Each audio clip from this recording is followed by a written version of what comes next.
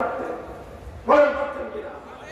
নবীজি মক্কায় থাকতে পারতেন এবং আমার নবীকে মক্কায় নিরাপত্তা দেওয়ার মতো আল্লাহর নবীর সঙ্গে সেই রকম লোক ছিল, নবীর গোষ্ঠী ছিল, নবীর খানদান ছিল, নবীর হুজুর সাল্লাল্লাহু আলাইহি ওয়াসাল্লামের বনু হাশিম ছিল, বিশেষ করে বনু মুত্তালিব এবং বনু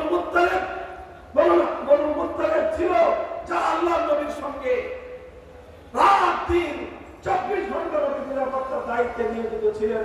3 বছর পর্যন্ত যারা আল্লাহর নবীর সঙ্গে শিয়া বানি তালেবের মধ্যে অবরুদ্ধ ছিলেন, ঘাস পাতা খেয়ে জীবনযাপন করেছেন, কিন্তু নবীজিকে ছেড়ে তারা চান নাই। নবীজির জন্য মক্কার মাটি কোনোদিন অনিরাপদ ছিল না, সব ছিল আল্লাহর নবীর জন্য মক্কায়। যারা মনে করে নবীজি জীবন বাঁচানোর জন্য মক্কা থেকে চলে গিয়েছিলেন, তারা সিরাতুন নবী সম্পর্কে ভুল বলেন, তারা সঠিক বলেন না। নবীজি মক্কা থেকে জীবনের মায়ায় যান নাই, নবীজি মক্কা থেকে জীবনের ভয়েও যান নাই, মক্কা থেকে জীবনের নিরাপত্তাহীনতার কারণে যান নাই। আল্লাহর নবীর জীবনের নিরাপত্তা মক্কাতেই ওই সময় সবচেয়ে বেশি ছিল, সব ছিল। মক্কায় শুধু একটা জিনিস ছিল না, সেটা হলো মক্কার মানুষ ইসলামের জন্য তারা উপযোগী ছিল না, আর ইসলামের জন্য উপযোগী ছিল মদিনা। আল্লাহ নবী হিজরত করলেন, মদিনায় গেলেন। আল্লাহ পয়গম্বর দুনিয়ার সব কিছুর চেয়ে, নিজের মাতৃভূমির চেয়ে, নিজের দেশের চেয়ে ঈমান এবং ইসলামকে অগ্রাধিকার দিয়েছেন। হে মুসলমান, হে মুসলমান, আজ তোমাদেরকে দেশপ্রেমের নামে, স্বদেশ প্রেমের নামে, ঈমানের ভালোবাসা থেকে পশ্চাৎপদ করবার এক স্লোগান তোলা হয়। এই স্লোগান জাহেলিয়াতের স্লোগান, এই স্লোগান মূর্খতার স্লোগান, এই স্লোগান কুফরের স্লোগান। একজন ইমানদারের কাছে তামাম পৃথিবী এক পাল্লায়, ঈমান আর এক পাল্লায়। ঈমানের কদর, ঈমানের দাম সব কিছুর চেয়ে বেশি। আল্লাহ নবী হিজরত করলেন, মদিনায় গেলেন। মদিনায় যাওয়ার সঙ্গে সঙ্গে নবীজি একটা অনুকূল পরিবেশ পেলেন। মদিনায় 3 জাতির বসবাস ছিল, একটা হলো ইহুদি, আরেকটা মুসলমান, আরেকটা হলো মুশরিক পত্তলিক মূর্তি পূজারী। 3 জাতি মিলে একটা শান্তি চুক্তি করলো, সবাই থাকবো মিলেমিশে, কেউ কারো বিরুদ্ধাচরণ করবো না। এটাকে বলা হয় মদিনা সনদ। কি বলে এটাকে? মদিনা সনদ স্বাক্ষরিত হওয়ার পর মদিনায় মুসলমানদের জন্য খুব শান্তি, নিরাপত্তা সব কায়েম হয়ে গিয়েছে। শুধু নবীজির নিরাপত্তা হয় নাই, সকল সাহাবীদের, মুহাজির এবং আনসার সকলের শান্তিপূর্ণভাবে আল্লাহর দ্বীন পালন করবার একটা অনুকূল পরিবেশ মদিনায় কিন্তু কায়েম হয়ে গিয়েছিল। এবার আল্লাহর নবী ক্ষান্ত দিতে পারতেন, নবীজি মনে করতে পারতেন যে মক্কার তুলনায় অনেক ভালো হয়েছে। এখানে মক্কায় কেউ কালেমা পড়লে তাকে হত্যা করা হতো, মক্কায় কেউ ইসলাম কবুল করলে তাকে দ্বিখণ্ডিত করে ফেলা হতো, মক্কায় কেউ কালেমা পড়লে তার বুকের উপর পাথর চাপা দিয়ে জ্বলন্ত আগুনের উপর শোয়ায় রাখা হতো। মদিনায় তো মাশাআল্লাহ অনেক ভালো, এখানে নামাজ পড়া যায়, শান্তিতে নামাজ পড়া যায়, কেউ বাধা দেয় না। এখানে আমরা মসজিদ কায়েম করেছি, মসজিদে জামাতের সাথে নামাজ পড়তে পারি, কেউ বাধা দেয় না। কাজেই ভালোই তো আছি, কাজে এখন আমরা ক্ষান্ত দেই। এরকম মনে করার সুযোগ ছিল কিনা বলেন? আল্লাহ নবীর সুযোগ ছিল, কিন্তু নবীজি এমন চিন্তা করেন নাই। বরং 1 বছর যাওয়ার পরে আমার নবীজি চিন্তা করলেন, ইসলামকে নিয়ে এতটুকুর মধ্যেই ক্ষান্ত থাকলে চলবে না, সামনে অগ্রসর হতে হবে, সামনে অগ্রসর হতে হবে। নবীজি এবার কি চিন্তা করলেন? এবার চিন্তা করলেন যে শুধুমাত্র মক্কা মদিনা ইসলাম নিয়ে বসে থাকলে চলবে না, ইসলামকে শুধু মক্কা মদিনা নয়, ধীরে ধীরে গোটা আরবের প্রত্যেকটা ভূখণ্ডে ইসলামের দাওয়াত পৌঁছে দিতে হবে। এই জন্য আল্লাহ নবীর সামনে বড় একটা বাধা ছিল। কি বাধা? মক্কার কুরাইশরা ইসলামের দাওয়াত নিয়ে বিচরণ করতে দেয় না, ইসলামের দাওয়াত প্রচার করতে দেয় না, ইসলামের দাওয়াত সম্প্রচার করতে দেয় না। ইসলামের দাওয়াত দিয়ে মানুষের কাছে কাছে যাওয়ার ক্ষেত্রে সবচেয়ে বড় বাধা হলো মক্কার কুরাইশের লোকেরা। ওরা মক্কা থেকে মুসলমানরা হিজরত করে চলে আসার পরেও ওরা ক্ষান্ত হয় নাই, ওরা থেমে যায় নাই, বরং তারা ষড়যন্ত্র করতে আরম্ভ করলো। মদিনার ইহুদিদের সাথে মিলে, মুনাফিকদের সাথে মিলে ষড়যন্ত্র শুরু করলো যে মদিনা থেকে কিভাবে মুসলমানদেরকে উদ্ধার করা যায়। এই জন্য আল্লাহ নবী চিন্তা করবেন, এইভাবে হাত পা গুটিয়ে বসে থাকলে চলবে না। এবার আমাদেরকে মক্কার কাফেরদের ব্যাপারে একটা ব্যবস্থা গ্রহণ করতে হবে। আল্লাহ নবী এবার সিদ্ধান্ত নিলেন, আল্লাহর পক্ষ থেকে অনুমতি আসলো,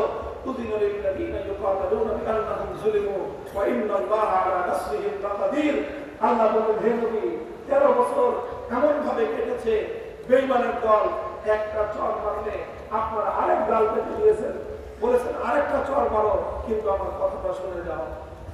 এতদিন ছিল এই নরম নীতি, সোজা আঙ্গুলে ঘি উঠানোর চেষ্টা, কিন্তু 13 বছর দেখা গেল সোজা আঙ্গুলে বেশি ঘি উঠে না, বরং আরো বেশি ঘি উঠানো দরকার মানবতার কল্যাণের জন্য। এই জন্য আল্লাহর নবী ইসলামের পলিসি ঘোষণা করলেন, নতুন সিদ্ধান্ত ঘোষণা করলেন। এখন থেকে আর সেই মক্কা জিন্দেগীর সেই নমনীয়তার নীতি চলবে না। এখন থেকে আর কেউকে আমরা এভাবেই আমরা ছেড়ে দিব না। আল্লাহর নবী নীতি ঘোষণা করলেন, এতদিন পর্যন্ত আঘাত করেছ, আমরা নীরবে সহ্য করেছি। এখন থেকে ইসলামের নীতি হলো, যারাই মুসলমানদের গায়ে হাত তুলবে, যারা ইসলামের উপর আক্রমণ করার চেষ্টা করবে, জিহাদ ইসলাম এবং মুসলমানদের দিকে অগ্রসর হয়ে আসবে, সেই কালো হাত আস্ত ফিরিয়ে দেওয়া হবে না, সেই কালো হাত ভেঙে গুড়িয়ে দেওয়া হবে।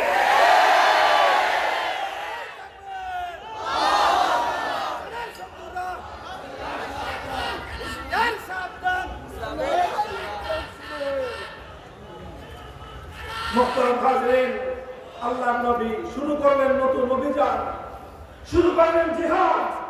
বদরের রণাঙ্গনে জিহাদ করলেন, 14 জন সাহাবে কেরাম শহীদ হলেন। 1 বছর পরে উহুদের জিহাদ হলো, 70 জন সাহাবী শাহাদাত বরণ করলেন। আমার নবী নিজে মাথা ভাঙলেন, দাঁত ভাঙলেন, চেহারা রক্ত রঞ্জিত হলো, সারা শরীর থেকে রক্ত ঝরতে ঝরতে আমার নবী দুর্বল হয়ে বেহুশ হয়ে জমিনে লুটিয়ে পড়লেন। বেঈমানের দল গুজব ছড়িয়ে দিল, কুতিলা মুহাম্মদ সাল্লাল্লাহু আলাইহি ওয়াসাল্লাম শহীদ হয়ে গিয়েছে। সমস্ত সাহাবায়ে কেরামের মধ্যে হতাশা ছড়িয়ে পড়েছে। আল্লাহর নবীর হুঁশ ফেরার সঙ্গে সঙ্গে নবীজি চিন্তা করেন নাই এবার থামতে হবে, নবীজি চিন্তা করেন নাই আমি এখন আহত, এখন থেমে যাওয়া দরকার, নবীজি চিন্তা করেন নাই এখন আমার রক্ত ঝরছে, থেমে যাওয়া দরকার না। আল্লাহর নবী রক্তাক্ত অবস্থায় উহুদের মাটিতে জমিনের মধ্যে লুটিয়ে পড়া অবস্থায়ও নবীজি বলতেছিলেন, ইলাইয়া ইবাদাল্লাহ, ইলাইয়া ইবাদাল্লাহ, হে আল্লাহর বান্দারা, আসো আমার কাছে, আবার আমাকে কেন্দ্র করে সংঘবদ্ধ হও, তোমরা ঐক্যবদ্ধ হয়ে আমার কুফরের বিরুদ্ধে তোমরা হামলা করো, ঝাঁপিয়ে পড়ো। হামলা হলো, রুখে দাঁড়ালেন সাহাবায়ে কেরাম, ঘুরে দাঁড়ালেন। 70 জন সাহাবী জীবন দিলেন, শহীদ হলেন। মুসলমানরা থেমে যায় নাই, আবার সামনে চললো।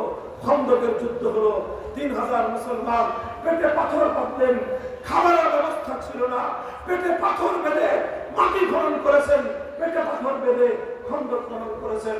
মদিনা শরীফের রক্ষা সংরক্ষণ, মদিনা শরীফকে হেফাজত করেছেন, মদিনার নিরাপত্তা নিশ্চিত করেছেন, সব কিছু করেছেন। ক্ষুধা, অনাহার, পিপাসা, সব কষ্ট সহ্য করেছেন, কিন্তু ময়দান থেকে পিছপা হয়ে যান নাই। আরো সামনে চলেন, আল্লাহ পয়গম্বর চলতে থাকলেন, ইসলাম বাড়তে থাকলো, মুসলমান বাড়তে থাকলো, ইসলামের স্বামী ইসলামের জামাত বড় হতে থাকলো। আস্তে আস্তে 7ম হিজরি সন আসলো। 7ম হিজরি পর্যন্ত আলহামদুলিল্লাহ মুসলমানদের একটা শক্তি সঞ্চিত হয়ে গেল। ইতিমধ্যে মদিনা শরীফের অভ্যন্তরে ইহুদি যারা ছিল, সেই ইহুদিরা একের পর এক বিশ্বাসঘাতকতা করলো। 3 সম্প্রদায় ছিল ইহুদি, একটা হলো বনু কাইনুকা, আরেকটা বনু নজির, আরেকটা ছিল বনু কুরাইজা। 3টা ইহুদি গোত্র একটার পর একটা গাদ্দারি করলো। যে যতটুকু গাদ্দারি করলো, আল্লাহর নবী তার গাদ্দারি পরিমাণ তাকে ততটুকু প্রাপ্য বুঝিয়ে দিলেন। নবীর সিরত পড়লে বোঝা যায়, খুব ভালো করে শুনেন, নবীর ইতিহাস পড়লে বোঝা যায় আমার নবীর জীবনী পড়লে বোঝা যায় নবীদের কাছে সব অপরাধের ক্ষমা ছিল, গাদ্দারির কোনো ক্ষমা ছিল না। বিশ্বাসঘাতকতাকে আল্লাহ নবী ক্ষমা করেন নাই। বনু কাইনুকা বিশ্বাসঘাতকতা করেছে, আল্লাহ নবী মদিনা থেকে বের করে দিয়েছেন। বনু নাযির গাদ্দারি করেছে, মদিনা থেকে বহিষ্কার করে দিয়েছেন। বনু কুরাইজা সবচেয়ে বড় গাদ্দারি করেছিল, সবচেয়ে বড় কঠিন সময়ে সবচেয়ে বড় বিশ্বাসঘাতকতা করেছিল। আমার নবী ইতিহাসের সবচেয়ে কঠোরতম শাস্তি দিয়েছিলেন বনু কুরাইজাকে। 800 মানুষকে মৃত্যুদণ্ড দিয়েছিলেন একসাথে। কত? 800 ইহুদিকে একসঙ্গে মৃত্যুদণ্ড কার্যকর করে সোনার মদিনাকে ষড়যন্ত্রকারী বিশ্বাসঘাতকদের থেকে সম্পূর্ণরূপে খালি করে দিয়েছেন। একটার পর একটা কাজ চলেছে। মদিনা ইসলামের জন্য সম্পূর্ণ সংরক্ষিত হয়ে গিয়েছে। এখন আর মদিনায় কোন মুসলিম নাই, এখন আর মদিনায় কোন ইহুদি নাই, এখন আর মদিনায় কোন পত্তলিক নাই, কোন মূর্তি পূজারী নাই। পুরা মদিনা এক মাথা থেকে আরেক মাথা পর্যন্ত শুধুমাত্র ইবাদত হয় একমাত্র কার। এমন একটা পরিবেশ মদিনায় কায়েম হলো। আমার নবী এবার মনে করলেন যে ঠিক আছে, মদিনা তো পুরা ইসলামী রাষ্ট্র হয়ে গেছে, এবার আমি খাদ্য দিই নাকি? কি বলেন? এবার খাদ্য দিয়েছেন না? আল্লাহ নবী 1400 সাহাবীদেরকে নিয়ে উমরা করতে রওনা হলেন। মক্কার উপকণ্ঠে উপস্থিত হলেন। হুদায়বিয়া পর্যন্ত পৌঁছার পর মক্কার কুরাইশরা বাধা দিল, বলল আমরা আপনাকে মক্কায় ঢুকতে দিব না, যে কোনো মূল্যে আমরা মক্কায় আপনার আগমন ঠেকিয়ে দিব। নবীজি বললেন, দেখো আমি তোমাদের সাথে লড়াই করতে আসি নাই, যুদ্ধ করতে আসি নাই, আমি এসেছি শুধুমাত্র আল্লাহর ঘর তাওয়াফ করতে, উমরা করতে। আমরা তাওয়াফ করে উমরা করে আবার চলে যাব। তোমাদের সঙ্গে যুদ্ধ নাই, লড়াই নাই। লড়াই করতে হলে আবার পরে করব, এখন আমাদের যুদ্ধের সফর না। কুরাইশরা মানল না, বললো যে না, কোনোভাবেই আপনাকে আমরা মক্কায় ঢুকতে দিব না। কারণ আপনি যদি এইভাবে মক্কায় ঢুকেন, গোটা আরব দেশে সংবাদ ছড়িয়ে পড়বে যে মুহাম্মদ সাল্লাল্লাহু আলাইহি ওয়াসাল্লাম মক্কা বিজয় করে নিয়েছে, কাজে আমরা এটা হতে দিতে পারি না। নবীজি তখন একটা মন্তব্য করেছিলেন, বলেছিলেন যে আজ মক্কাবাসী এমন যে কোনো শর্ত আরোপ করবে, যেই শর্তের মধ্যে আল্লাহর ঘরের সম্মান রক্ষা পায়, সেই শর্ত মেনে নিয়েই আমি মক্কার কুরাইশের সঙ্গে আমি আজকে একটি সন্ধি চুক্তি করব। সুলহে হুদায়বিয়া হলো, হুদায়বিয়া চুক্তি হলো। আল্লাহ নবী বাহ্যিকভাবে নথি স্বীকার করলেন, একটু নথি স্বীকার করলেন, নমনীয় হলেন। নমনীয় হলে নথি স্বীকার করে, নমনীয় হয়ে কুরাইশের সঙ্গে এমন একটা চুক্তি করলেন, এমন একটা সন্ধি করলেন, যেই সন্ধির মাধ্যমে আল্লাহর নবীর রাজনৈতিক দূরদর্শিতার প্রমাণ হয়। ওলামায়ে কেরাম, মাদ্রাসার তালেবে ইলম, বিশেষ করে দাওরায়ে হাদিস ফারিগিন, আমার নবীর ওলামায়ে কেরাম, আমি আপনাদেরকে লক্ষ্য করে এই কথাটা বলতেছি। আবার শুনেন, সুলহে হুদায়বিয়ার সন্ধি চুক্তি, এটা ছিল আমার নবীর জিন্দেগির সবচেয়ে বড় রাজনৈতিক সফলতা, সবচেয়ে বড় রাজনৈতিক দূরদৃষ্টি সম্পন্ন চুক্তির ধারা ছিল হুদায়বিয়ায়। আমার নবী রাজনৈতিক প্রজ্ঞার পরিচয় দিয়েছেন। ওলামায়ে কেরাম যারা নিজেদেরকে নায়েবে নবী হিসেবে কল্পনা করেন, নায়েবে নবী হিসেবে চিন্তা করেন, মনে রাখতে হবে নায়েবে নবী হতে হলে যেমনি ভাবে আসমানি ওহীর ইলম পক্ষে ধারণ করতে হয়, নায়েবে নবী হলে যেমনি ভাবে অন্তরে তাকওয়া এবং পরহেজগারি রাখতে হয়, নায়েবে নবী হতে গেলে যেমনি ভাবে ভালো আমলওয়ালা হতে হয়, নায়েবে নবী হতে গেলে যেমনি ভাবে ভালো ইলমওয়ালা হতে হয়, ঠিক তদ্রুপ সত্যিকার সচ্চা কামেল নায়েবে নবী হতে গেলে রাজনৈতিক দক্ষতা, রাজনৈতিক প্রজ্ঞা সম্পন্ন নেতৃত্বের অধিকারী হতে হয়।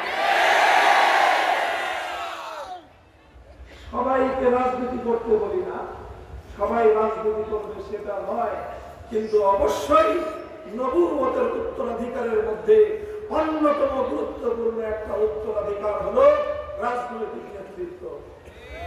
আমি এটা বুঝে শুনে শব্দটা বলতেছি। কি শব্দ? কি শব্দ? রাজনৈতিক নেতৃত্ব। মনে করেন না যে মাদ্রাসার মাহফিলে আমি রাজনীতি করবো না। আমি মাদ্রাসার মাহফিলে কোনোদিন রাজনীতির পেছাল পাই না। রাজনীতির পেছাল মানে দলীয় রাজনীতির আলাপ আমি মাদ্রাসার মাহফিলে করিও না, এবং কেউ করলে সেটা আমি পছন্দও করি না। আপনারা জানেন আমাদের রাজনৈতিক সংগঠন আছে, কিন্তু মাদ্রাসার মাহফিলে আমার রাজনৈতিক সংগঠনের স্লোগান দেওয়া নিষেধ। কেউ দিলে দল থেকে বহিষ্কার করে দেবে। কিন্তু দলীয় রাজনীতির কথা বলি না, কিন্তু ইসলামের যে দর্শন, রাজনৈতিক আদর্শ, ইসলামের যে রাজনৈতিক মতবাদ, ইসলামের যে রাজনৈতিক ফিলোসফি, ইসলামের যে রাজনৈতিক চিন্তাধারা, সেটার কথা বলতেই হবে, বলতেই হবে। সেটা না বললে ইসলামের পয়গাম পরিপূর্ণ হয় না।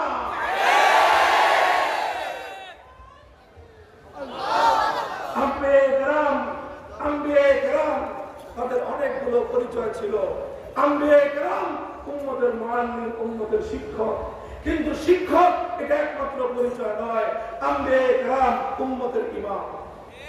কথা বলেন। আম্বিয়ায়ে কেরাম যেমন মুআল্লিম ছিলেন, আম্বিয়ায়ে কেরাম উম্মতের ইমাম ছিলেন। আম্বিয়ায়ে কেরাম যেরকম উম্মতের ইমাম ছিলেন, ঠিক একই সাথে আম্বিয়ায়ে কেরাম উম্মতের মুজাক্কি ছিলেন, যেটা আজকে ভাষায় বলতে গেলে বলতে হবে উম্মতের পীর এবং শেখ, সেটাও নবী কারীম ছিলেন। কথা বলেন ঠিক কিনা?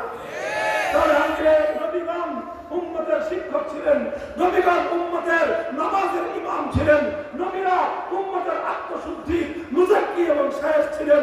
যেই নবী উম্মতের ইমাম ছিলেন, যেই নবী উম্মতের মুআল্লিম ছিলেন, যেই নবী উম্মতের মুজাক্কি ছিলেন, সেই নবী জিহাদের রণাঙ্গনে উম্মতের জন্য তিনি জিহাদের রণাঙ্গনে মার্শাল চিফ ছিলেন, তিনি জিহাদের রণাঙ্গনের প্রধান কমান্ডারও ছিলেন।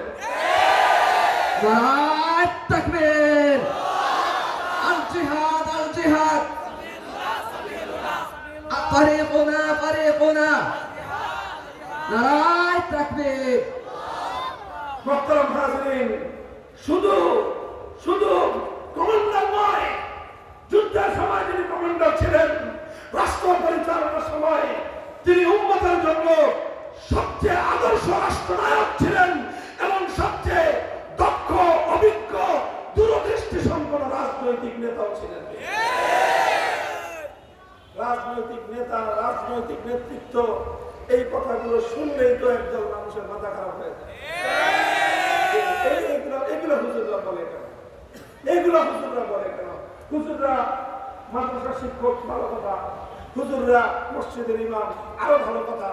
হুজুররা মিলাদ শরীফ পড়ায়, আরো ভালো কথা। হুজুররা খতম করে, এটাও ভালো কথা। হুজুররা দোকানে এসে দোয়া করে দেয়, উদ্বোধন করে দেয়, খতম করে দেয়, দোয়ার দোকানে বরকত হয়, এটাও ভালো কথা। হুজুররা জানাজার নামাজ পড়ায়, ভালো কথা। আমার বাচ্চা হলে হুজুররা গিয়ে মুয়াজ্জিনের মতো আযান দেয়, সব তো ভালো কথা। মসজিদে ইমামতি করে মিম্বরে খুতবা দেয়, সব ভালো কথা। হুজুররা আবার রাজনৈতিক নেতা হতে চায়, এটা তো ভালো না, এটা তো ঠিক না। কথা ঠিক কিনা? আমি আপনাদের একটা হাদিস শুনাই, বুখারী শরীফের হাদিস, মুসলিম শরীফের হাদিস। কানাত বানু ইসরাঈল তাসুসুহুমুল আনবিয়া কুল্লামা হালাকা নাবিয়্যুন খালাফাহু আখার। আপনারা সবাই একটা শব্দ তো শুনে থাকার কথা, মাদ্রাসারা তো শুনছে, ইভেন যারা কিছুটা দ্বীনের ইলমের সঙ্গে পরিচয় রাখেন, পড়াশোনা করেন, তারাও একটা শব্দ শুনে থাকবেন। শব্দটা হলো সিয়াসাত। কি শব্দ? অর্থ কি? বলার অর্থ কি? সিয়াসাত মানে রাজনীতি। সিয়াসাত শব্দের অর্থই হলো রাজনীতি, আরবি ভাষার শব্দ। এই সিয়াসাত শব্দ থেকে বুখারীর হাদিস, কানাত বানু ইসরাঈল তাসুসুহুমুল আনবিয়া মিনাস সিয়াসাতি তাসুসু মিনাস সিয়াসা। আল্লাহ নবী বলতেছেন, হাজার হাজার বছর পর্যন্ত এই পৃথিবীতে, দুনিয়াতে উম্মতের, মানব জাতির রাজনৈতিক নেতৃত্ব দিতেন আম্বিয়ায়ে কেরাম। আম্বিয়ায়ে কেরামকে যারা শুধু ধর্মীয় নেতা মনে করেন, মূর্খতার জগতে বসবাস করেন। ইসলামে রাজনৈতিক নেতৃত্ব ধর্মীয় নেতৃত্ব থেকে আলাদা করবার কোন সুযোগ নাই। কানাত বানু ইসরাঈল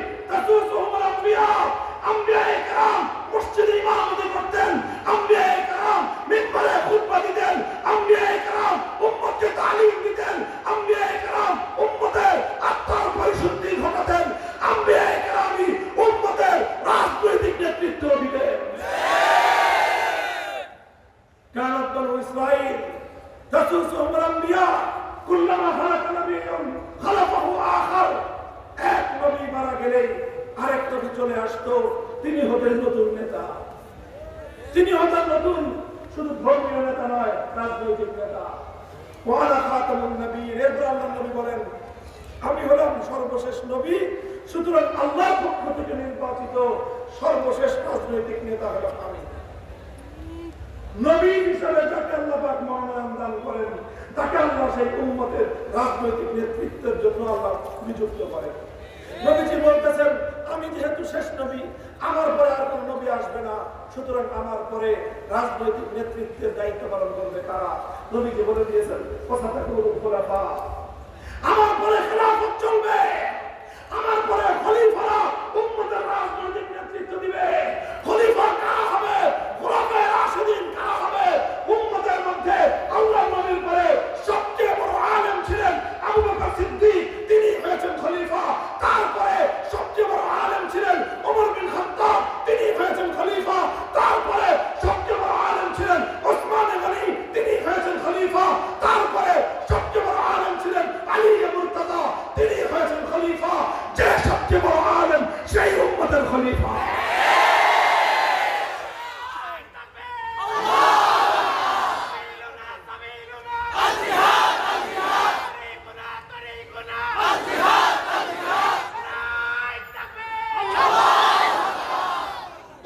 এই জন্য আমার এই কথার মূল উদ্দেশ্য হলো এই কথা বলে দেওয়া আপনাদেরকে, হে জাতি, আপনাদেরকে পয়গাম পৌঁছে দেওয়া।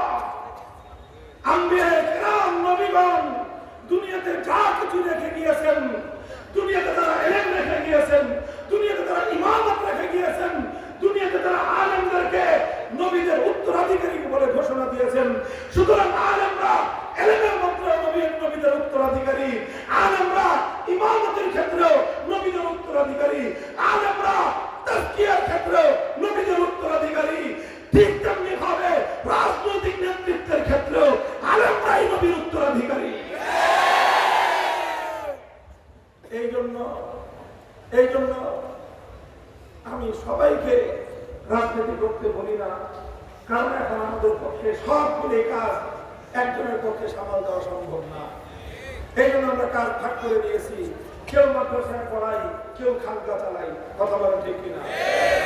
যে মাদ্রাসা পড়ায় তার দ্বারা ভালো খানকা চলে না, তাজকিয়ার কাজ ভালো হয় না। এই জন্য কেউ তাজকিয়ার কাজকে নিজেদের কাজ বানিয়ে নিয়েছি, কেউ তালিমের কাজকে নিজের কাজ বানিয়ে নিয়েছি, কেউ ইমামতের কাজকে নিজের কাজ বানিয়ে নিয়েছি। মুসল্লিদেরকে দিন শিখাই, ইমামতি করি। ইমামতি করা মানে হলো 5 ওয়াক্ত জামাত পড়ে বাকি সময় ঘুমানো না। এই মসজিদের ইমাম সাহেব যারা আছেন শুধুমাত্র 5 ওয়াক্ত নামাজ পড়াবেন, ফজর থেকে যোহর পর্যন্ত ঘুম, যোহর থেকে আসর পর্যন্ত ঘুম, আসর থেকে মাগরিব পর্যন্ত ঘোরাঘুরি, মাগরিব থেকে এশা পর্যন্ত আড্ডাবাজি, এশার পরে আবার ঘুম। এর নাম ইমামতি? এর নাম হলো ইমামতির চাকরি। কোন চাকরের জন্য ইমামতি করা জায়েজ নাই। আবার আমার শব্দটা খেয়াল করে শুনেন, যারা ইমামতির চাকরি করেন তাদের পিছনে নামাজ পড়া জায়েজ নাই, তাদের ইমামতিও জায়েজ নাই। চাকরি করে যারা সে চাকর, কোন চাকর মানে যাকে আপনি চাকর মনে করেন তার পিছনে আপনি ইমাম ইক্তেদা করলে নামাজ সহি হবে না। এই জন্য আপনাকে নামাজের শুরুতে ইক্তেদা করতে হয়। কি ইক্তেদাই তো বিহার চাকর দেখি নেতা বলেন, নেতা ইক্তেদাই তো বিহার ইমাম। ইমাম মানে হলো এই মসজিদের যত মুসল্লি আছে অন্তত প্রত্যেকটা মুসল্লির দ্বীনি জিম্মাদারি আদায় করার নাম হলো ইমামতি। আপনার মুসল্লিদের কার দ্বীনি কি সমস্যা আছে, কার ঘরে দিনদারি নাই, কার সন্তান দিনদারির উপর আমল করে না, কার ঘরের মধ্যে মহিলারা দিনদারির উপর আমল করে না, এই সব দায়িত্ব পালন করার নাম হলো ইমামতি। আমি বলছি ওলামায়ে কেরামের মধ্যে একদল, তারা ছাত্রদেরকে পড়ায়, তারা হয় মুআল্লিম, তারা হয় শিক্ষক। ওলামায়ে উম্মতের মধ্যে একদল, তারা মসজিদগুলোকে সামাল দেয়, তারা অনেক সাধারণ মানুষকে দ্বীন শেখায়, তারা হয় ইমাম। উম্মতের আরেক দল, তারা খানকাহ নিয়ে বসে যায়,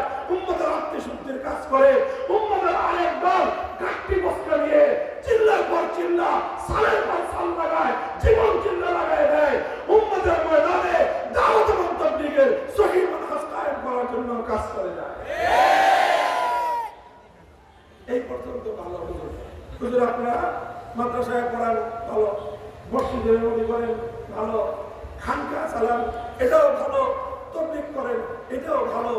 এত কিছু করার পরে আবার রাজনৈতিক নেতা হইতে চান কেন? এটাই হলো মূর্খতা, এটাই হলো জাহেলিয়াত। এই জাহেলিয়াতের কবর রচনা করতে হবে। আর এই জাহেলি সমাজের এই জাহেলিয়াতকে যদি আমি আর তুমি দূর করতে না পারি, খোদার কসম খেয়ে বলি বিরাসতে নবুওয়াতের জিম্মাদারি আদায় হবে না।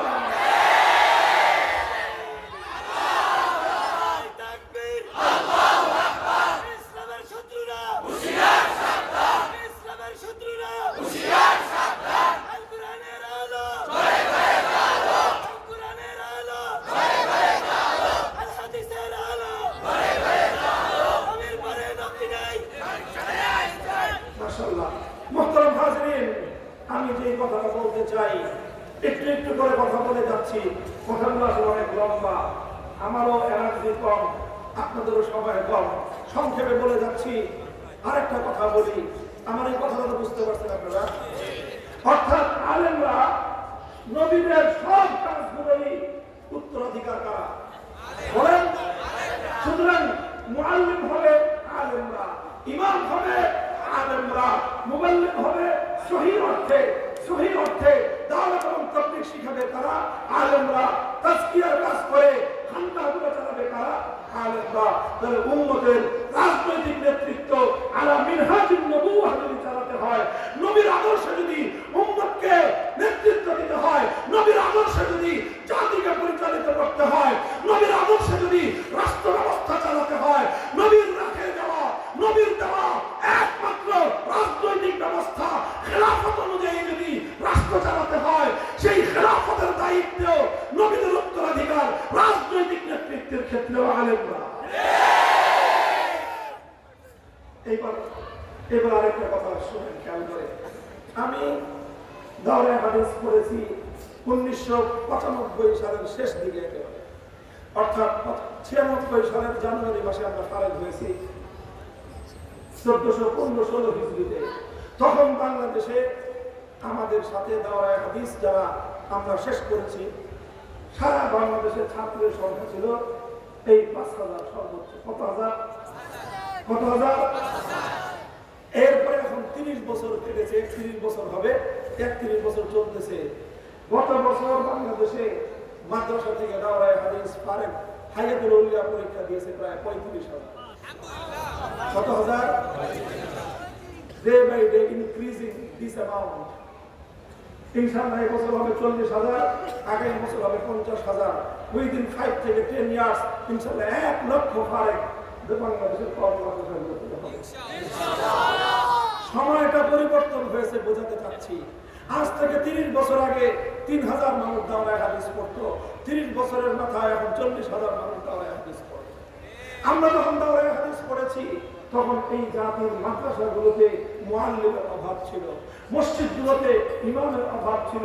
তখন আমাদের আলেমদের প্রধান দায়িত্ব তালিম, ইমামতি, তাজকিয়া এগুলো করে ছাড়া অন্য কাজের দিকে মনোযোগী হওয়ার সময় ছিল না। আলহামদুলিল্লাহ, এখন আল্লাহ পাক আমাদের মধ্যে বরকত দান করেছেন, মাদ্রাসা বাড়তেছে, মাদ্রাসার আলেম ওলামা বাড়তেছে। এই সব আলেম ওলামা শুধু মাদ্রাসায় পড়াবে, শুধু মসজিদে ইমামতি করবে, শুধু খানকাহের মধ্যে তাজকিয়ার কাজ করবে, শুধু দাওয়াত এবং তাবলীগের কাজ করবে, তাহলে উম্মতের ওলামায়ে কেরাম পূর্ণাঙ্গ জিম্মাদারি আদায় করা সম্ভব না। এই জন্য এই সবগুলো কাজের পাশাপাশি উম্মতের আলেমদের মধ্য থেকে একদল মেধাবী, যোগ্য, দক্ষ, সাহসী এমন আলেম তৈরি হতে হবে যারা জাতির রাজনৈতিক নেতৃত্বের জন্য নিজেদেরকে প্রস্তুত করবে। নারায়ে তাকবীর! ইসলামী খিলাফত জিন্দাবাদ, জিন্দাবাদ! ইসলামী খিলাফত নারায়ে তাকবীর! দক্ষিণবঙ্গের শুধু নয়, হুজুরের দক্ষিণবঙ্গ বলেন, আমি দারুল খুলনাকে শুধু দক্ষিণবঙ্গের শীর্ষস্থানীয় প্রতিষ্ঠান মনে করি না। আমার বিবেচনা হলো গোটা বাংলাদেশের হাতে গোনা শিক্ষা প্রতিষ্ঠানগুলোর মধ্যে অন্যতম একটা হলো দারুল করি। কাজে এই কমকে নিয়ে তাদের আরো ভাবা উচিত এবং সেই ভাবনার ক্ষেত্রে দারুল খুলনা থেকে প্রতি বছর যেরকম মুআল্লিম ফারেক হবে, প্রতি বছর যেরকম মসজিদগুলোতে ইমাম সাপ্লাই হবে, প্রতি বছর যেরকম খানকাহ পরিচালনা করবার জন্য মাশায়েখ তৈরি হবে, প্রতি বছর যেরকম দাওয়াত এবং তাবলীগের লাইনে মেহনত করার জন্য দাইয়ানে মুবাল্লিগানে ইসলাম পয়দা হবে, তদ্রুপ প্রতি বছর এই ধরনের দারুল উলুমগুলো থেকে এই জাতিকে নেতৃত্ব দেওয়ার মতো রাজনৈতিক নেতা তৈরি হতে হবে। নারায়ে তাকবীর! আলেম ওলামার শত্রুরা, ইসলামের শত্রুরা, নারায়ে তাকবীর! আমার কথা হলো, আমার নবী মক্কায় দ্বীনের দাওয়াত দিয়ে বসে যান নাই, মদিনায় হিজরত করেছেন। হিজরত করে মদিনায় শান্তি আর আরাম প্রিয় ভূমি পেয়ে ক্ষান্ত হয়ে যান নাই, জিহাদের ময়দানে ঝাঁপিয়ে পড়েছেন। জিহাদ করে বদর উহুদের খন্দক করেই নবীজি ঘুমিয়ে পড়েন নাই। নবীজি হুদায়বিয়ার সন্ধির মাধ্যমে সারা দুনিয়াতে ইসলামের কালেমা পৌঁছানোর মিশন হাতে নিয়ে নেমেছেন। হুদায়বিয়ার আল্লাহর নবীর রাজনৈতিক প্রজ্ঞার পরিচয় পাওয়া যায়। হুদায়বিয়ার সন্ধির মাধ্যমে আল্লাহর নবীর রাজনৈতিক দূরদৃষ্টির পরিচয় পাওয়া যায়। হুদায়বিয়ার সন্ধি হয়েছিল বলে পরবর্তী 2 বছরের মধ্যে কিসরা এবং কায়সার থেকে রোম আর পারস্য সম্রাটের রাজ দরবারে আল্লাহর নবীর পক্ষ থেকে দ্বীনের দাওয়াত নিয়ে নবীর সাহাবায়ে কেরাম পৌঁছে গিয়েছিল।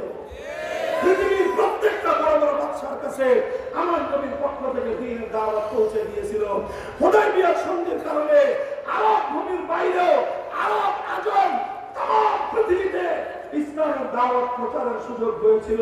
হুদায়বিয়ার সন্ধির কারণে 7ম হিজরিতেই আরবের মাটি থেকে, খায়বার থেকে ইহুদিদের ঘাঁটি উৎখাত করে দিয়ে আরব ভূমিকে চিরতরে ইহুদি মুক্ত করা হয়েছিল। হুদায়বিয়ার সন্ধি হয়েছিল বলেই 1 বছরের মাথায় 8ম হিজরিতে মক্কা বিজয় হয়েছিল। আল্লাহ নবীর একটা দূরদৃষ্টি রাজনৈতিক সিদ্ধান্তের এত সুফল হয়েছে। আজ ওলামায়ে কেরাম যদি সঠিকভাবে জাতির রাজনৈতিক নেতৃত্ব দিতে পারে, এই জাতি বহুদূর পর্যন্ত অগ্রসর হতে পারবে। বাংলাদেশের মানুষ, আমি আপনাদেরকে বলি, আল্লাহর কসম খেয়ে বলি, রাজনৈতিক যত ধরনের নেতা আছে বাংলাদেশে, যত ধরনের রাজনৈতিক দল আছে, যত ধরনের রাজনৈতিক আদর্শ আছে, সকলের সাথে কথা বলা, তাদের সঙ্গে গভীরভাবে তাদেরকে পর্যবেক্ষণ করা আমাদের সব শেষ করে আস্থার সঙ্গে বলতে পারি, জাতির সত্যিকার মুক্তি, কল্যাণ, আত্মমর্যাদা, শক্তি দিয়ে মাথা উঁচু করে গোটা বাংলার মানুষের জন্য বেঁচে থাকার জন্য সবচেয়ে উপযোগী নেতৃত্ব দিতে সক্ষম আলেম সমাজ। আলেমরা যদি সত্যিকার নেতৃত্ব দেয়, এই জাতি মাথা উঁচু করে দাঁড়াতে পারবে। আলেমরা যদি সত্যিকার নেতৃত্ব দিতে সক্ষম হয়, বাংলাদেশের রাষ্ট্রকে ভারতের সামনে কুর্নিশ করতে হবে না। আলেমরা যদি নেতৃত্ব দেয়, তাহলে বাংলাদেশকে ওয়াশিংটনের সামনে মাথা নত করে সালাম ঠুকতে হবে না। আলেমরা যদি নেতৃত্ব দেয়, পিকিং অথবা মস্কোর কাছে দাসখত দেওয়া লাগবে না। বলবেন হুজুর বড় বড় কথাই বলতে পারেন আপনারা। না, আমরা শুধু বড় বড় কথা বলি না। আজকে একবিংশ শতাব্দীর 2025 সালের অক্টোবর মাস তার জন্য জীবন্ত নজির। কোন মাস? কোন মাস বর্তমানে চলতেছে? এই 1 মাস আগের কাহিনী। একটা লোকের নাম বলি, নামের শুরুতে তার মোল্লা, শুরুতে কি, শেষে হলো মুত্তাকি। মুত্তাকি মানে কি? পরেজগার। মুত্তাকি মানে কি? শুরুতে, শেষে। তার মানে আমাদের চেয়ে ছোট মোল্লা না বড় মোল্লা? আমরা বললাম খালি মোল্লা, আর সে হলো মুত্তাকি মোল্লা। বুঝলেন না এই কথা? পরহেজগার মোল্লা। মাঝখান দিয়ে হলো তার নাম আমির খান। কি নাম? মোল্লা মোহাম্মদ আমির খান মুত্তাকি নামটা শুনেছেন? কারা কারা শুনেছেন হাত উঠান। তার মানে আমাদের মধ্যে অনেক মানুষই আছেন নামটাও শুনেন নাই, কারণ দুনিয়ার খবর রাখেন না আপনারা। মোল্লা মোহাম্মদ আমির খান মুত্তাকি আমাদের এই হুজুর আমরা যা আছি, আমি আমির খান মুত্তাকি সাহেবকে এই জায়গায় সামনাসামনি দেখেছি, আমার কাছে মনে হয়েছে আমাদের সবার চেয়ে বড় বড় এলেম কালাম আমাদের চেয়ে বেশি, তাকওয়া পরহেজগারিও আমাদের চেয়ে বেশি। আলহামদুলিল্লাহ। একটা দেশের পররাষ্ট্রমন্ত্রী কি, একটা দেশের সবচেয়ে গুরুত্বপূর্ণ মন্ত্রণালয়ের নাম কি? পররাষ্ট্র মন্ত্রণালয়। উনি পররাষ্ট্র মন্ত্রণালয় চালান, পররাষ্ট্র মন্ত্রণালয়ের চেয়ারে বসে মিটিং করতেছেন, সবসময় হাতে তসবিহ, মুখে জিকির জারি, কথা বলতেছেন আমাদের সাথে, কথা বলতেছেন, বলার সময় মুখ বন্ধ, শোনার সময় মুখে আল্লাহ জিকির জারি, তসবিহ জারি। এর নাম হলো মোল্লা মোহাম্মদ আমির খান মুত্তাকি। এত বড় মোল্লা, গত মাসে তাকে অত্যন্ত জৌলুসপূর্ণ ভাবে, শানদার ভাবে পৃথিবীর একটা দেশ তাকে দাওয়াত দিয়েছে যে হুজুর আমাদের দেশে আসেন। এই মুত্তাকি পরহেজগার মোল্লাকে দাওয়াত দিয়ে আনছে।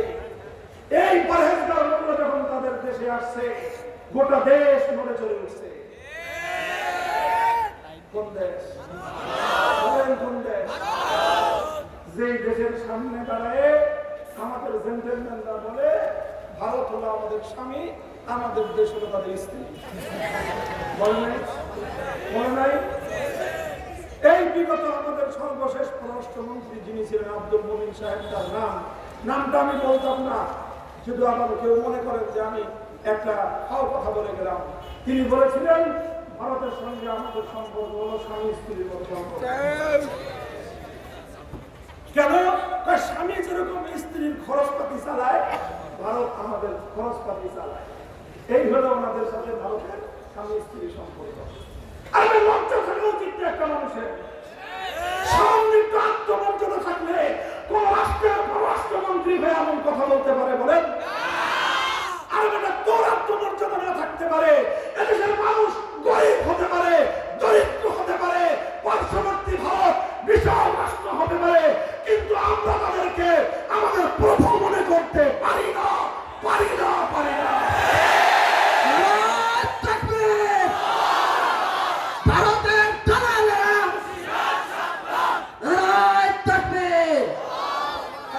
ভারতের বিরুদ্ধে কিছু বলছি বলেন? আমি ভারতের বিরুদ্ধে কিছু বলছি? আরে ভারতের কথা কি বলবো? দোষ তো আমার, দোষ তো আমার দেশের। আমার দেশেরও দোষ না, আসলে দোষ হলো সিস্টেমের। তোমরা তোমাদের পররাষ্ট্রমন্ত্রী এরকম একজন পরহেজগার মোল্লাকে বসাও, দেখবা সেই পররাষ্ট্রমন্ত্রী ভারতকে স্বামী হিসেবে স্বীকৃতি দেওয়া লাগবে না।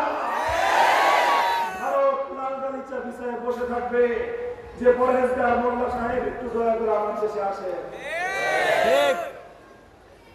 আরে ভাই, এটা তো আমার কাল্পনিক কোন গল্প বলতেছি আমি, না বিগত অক্টোবরের কাহিনী বলতেছি?